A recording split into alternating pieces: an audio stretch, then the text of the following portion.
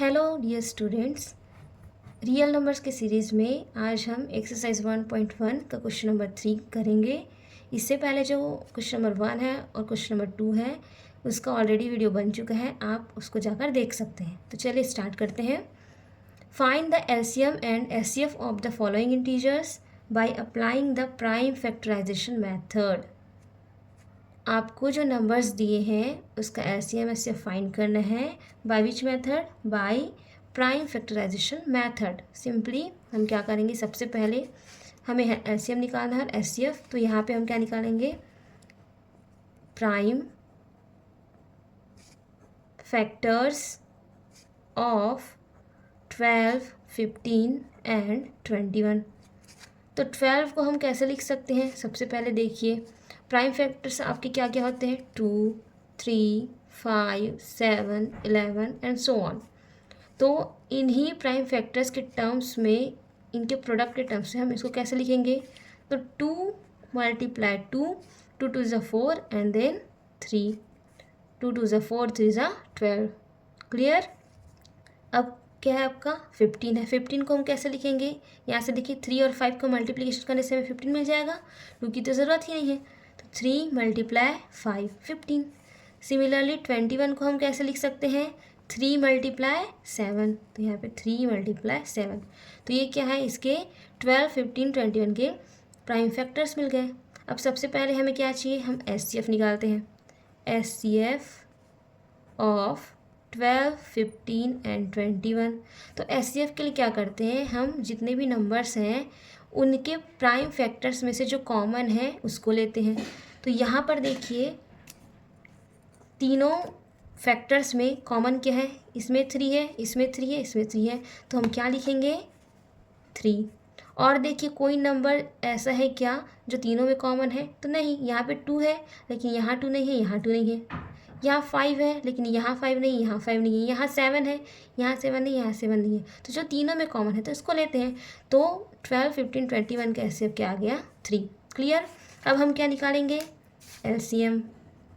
तो एलसीएम के लिए क्या करते हैं, एलसीएम जो भी आपके नंबर्स हैं, जैसे इसमें 2 है, 3 है, 5 है, 7 है, सभी नंबर्स के हाईएस्ट पावर को लेते हैं। इसको मैं क्या लिख सकती हूँ, 2 का स्क्वायर इंटू 3।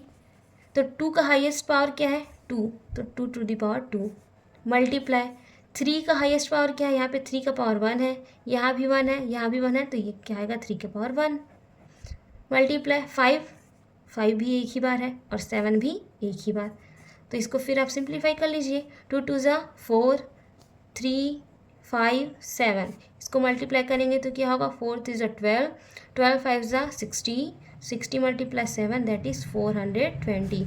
तो एलसीएम क्या हो गया आपका, 420, ये आपका आंसर है। सिमिलरली एक और क्वेश्चन है इसमें, वो देखते हैं। चलिए तो अब हम क्वेश्चन नंबर 4 देखते हैं। क्वेश्चन नंबर 4 कह रहा है, given that HCF of 306 and 507 is equal to 9, then find LCM of these two numbers that is 306, 657, sorry this is 657। Okay, तो सबसे पहले क्या करेंगे, कल हमने देखा था LCM into HCF of 2 numbers is equal to first multi product of 2 numbers, that is LCM into HCF is equal to 306 multiply 657। अब हमें क्या दिया, एचसीएफ 9 दिया है और क्या निकालना है, एलसीएम। तो एलसीएम को एज इट इज़ रहने दीजिए, एचसीएफ की जगह पे 9 हो जाएगा, 306 इंटू 657। अब क्या करेंगे, एलसीएम इज इक्वल टू, ये 9 यहाँ मल्टीप्लाई है तो यहाँ आके क्या हो जाएगा, राइट साइड में आएगा तो डिवाइड। तो इसको हम 306 इंटू 657 अपॉन 9 लिख सकते हैं। देन कैंसिल करिए, यहाँ से 9 1 जा 9, 9 से ये 2 टाइम्स 3 टाइम्स, 9 3 27, और क्या बचे यहाँ पे 3 and 6, तो 9 4 36। तो यहाँ क्या आ गया 34 × 657, तो ये क्या हो जाएगा आपका 22338। जब आप इसको मल्टीप्लाई करेंगे तो ये क्या आ जाएगा आपका फाइनल आंसर आ जाएगा। यही क्या है आपका LCM ऑफ 306 and 657। फिर से मैं बता देती हूँ, क्वेश्चन में क्या गिवन है 306 and 657 का LCM आपको 9 दिया है और इन दोनों नंबर्स का LCM फाइंड करना है। तो चूँकि ये फॉर्मूला होता है आपके पास LCM and HCF is equal to multiplication of two numbers, तो इन दोनों नंबर्स का LCM आपको फाइंड करना है। HCF 9 गिवन है और ये आपका दोनों नंबर्स का मल्टीप्लिकेशन है, प्रोडक्ट है। तो क्या हो गया यहाँ पे देखिए हमें LCM का वैल्यू निकालना है। तो ये जो 9 है इसको हम यहाँ ले जाएंगे राइट साइड, तो ये अभी मल्टीप्लाई तो डिवाइड आ जाएगा। देन 306 और 9 को आप 9 से कैंसिल आउट करिए, तो ये 9 से 1 टाइम्स और ये 9 से 34 टाइम्स। अब यहाँ पे क्या आ गया 34 × 657। जब आप इन दोनों को मल्टीप्लाई करेंगे तो 22,338 आंसर आएगा। यही क्या है आपका इन दोनों नंबर्स 306 and 657 का LCM है। Now come to the next question, question number 5.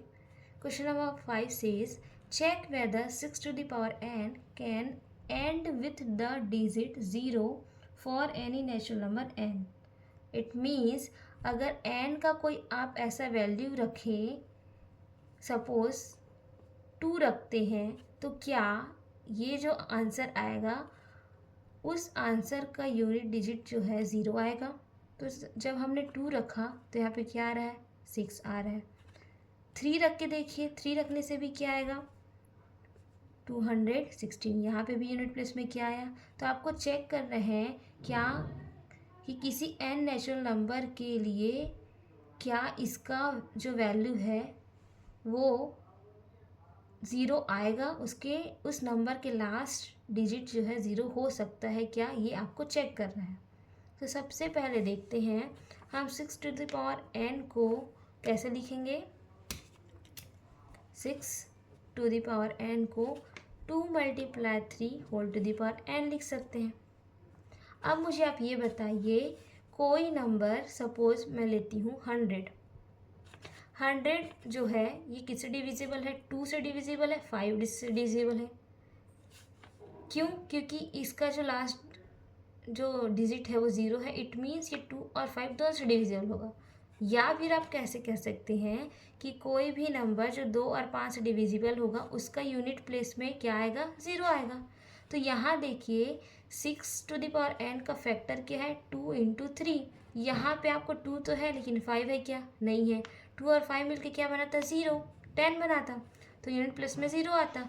लेकिन यहाँ पर क्या है 2 और 3 है, तो क्या होगा ये जो है 2 and 5 होना था, जो कि यहाँ पे 2 × 3 है। इसलिए 6 to the power n cannot end with the digit 0। मैं फिर से रिपीट कर रही हूँ, आपको क्वेश्चन में पूछ रहा है ये जो नंबर है 6 to the power n के किसी भी वैल्यू के लिए इसका जो वैल्यू आएगा उसमें यूनिट प्लेस में 0 आएगा क्या। तो सबसे पहले देखिए 6 को हम लोग कैसे लिख सकते हैं 2 × 3 और टू दी पावर n। अब कोई भी नंबर जिसके लास्ट में 0 आ रहा है वो 2 और 5 से डिविजिबल होगा, या फिर ऐसा कोई भी नंबर जिसके 2 और 5 फैक्टर हैं 2 × 5 के फॉर्म में है, उसके लास्ट डिजिट में 0 आएगा। लेकिन यहाँ पर क्या है फैक्टर में 2 और 5 नहीं है, 2 and 3 है। इसलिए ये जो नंबर है इसके यूनिट डिजिट में कभी भी 0 नहीं आएगा। तो ये क्या है आपका फाइनल आंसर है।